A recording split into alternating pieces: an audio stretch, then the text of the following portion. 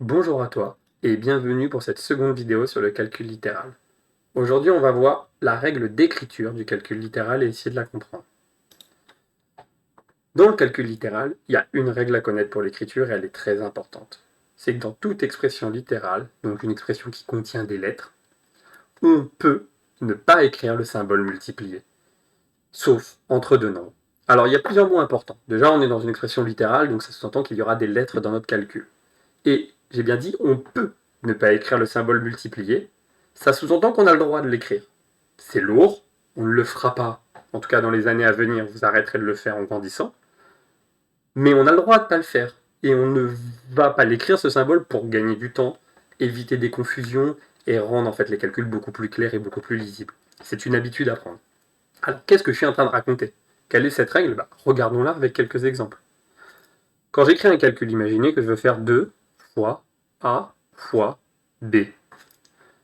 Plutôt que d'écrire 2 fois A fois B, donc avec A et B des nombres que j'aurais définis dans mon énoncé en disant à quoi ils correspondent, plutôt que d'écrire ça, en fait, on peut ne pas écrire le symbole multiplié. Donc on écrirait 2A, B. Ce qui veut bien dire que c'est 2 fois le nombre A multiplié par le nombre B. C'est bien le nombre A et le nombre B qu'on multiplie entre eux et qu'on multiplie aussi par 2. Simplement, on ne l'écrit pas puisque c'est assez lourd et c'est notre première règle, c'est de réduire un peu, de compacter un peu ces calculs qui pourraient devenir très lourds. Alors ici, pas de problème. Une petite chose aussi, une autre petite chose, c'est qu'on pourrait imaginer, du coup, 3 fois 5. On pourrait dire, 3 fois 5, je l'écris 3 et 5. Donc ça voudrait dire 3 fois 5. Surtout pas. Interdiction absolue de faire ça. Pourquoi j'ai dit qu'on pouvait le faire, sauf entre deux nombres? 3 et 5 sont des nombres. On se rend bien compte que 3 fois 5 et 3, 5, on pourrait faire la confusion là avec 35. Là, 3 fois 5, ça fait 15. C'est pas égal à 35, donc là, non, parce qu'il y a un risque de confusion. Donc on n'a pas le droit de le faire. C'est le seul cas. Alors, si je te donne d'autres cas, ce que ça pourrait donner, imaginons par exemple qu'on fait A qu'on multiplie par 4 fois B plus 5.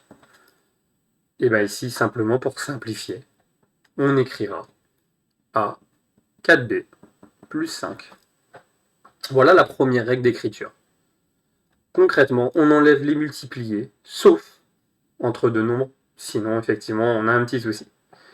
Alors maintenant, on peut quand même faire des choses. Regardons un petit peu ce qu'on peut faire. Imaginons qu'on écrit A fois A. Si tu es en quatrième, tu as déjà vu les puissances, et tu apprendras que A fois A, on peut l'écrire sous sa forme de puissance comme A au carré. Écriture qui te sera très utile. Ou, et celle-ci j'aime bien aussi, 2 fois A fois 4.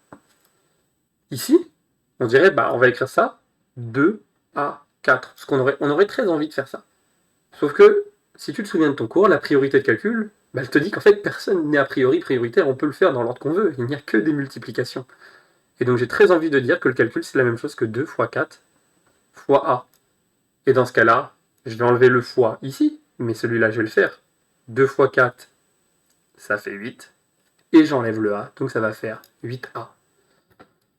Voilà un petit peu les petites manipulations, il faudra t'habituer à les faire. Voilà la première règle pour le calcul littéral. Donc je t'invite à faire quelques exercices dans ton livre de mathématiques ou avec ton enseignant pour t'entraîner à faire ces écritures-là. J'en proposerai aussi en post pour te permettre de t'entraîner un peu. A bientôt pour la troisième vidéo où on va commencer à attaquer les propriétés de développement et plus tard de factorisation. Donc on va commencer à attaquer le programme de quatrième. Merci à toi de m'avoir suivi et j'espère que ce cours t'aura aidé à mieux comprendre cette première règle de calcul.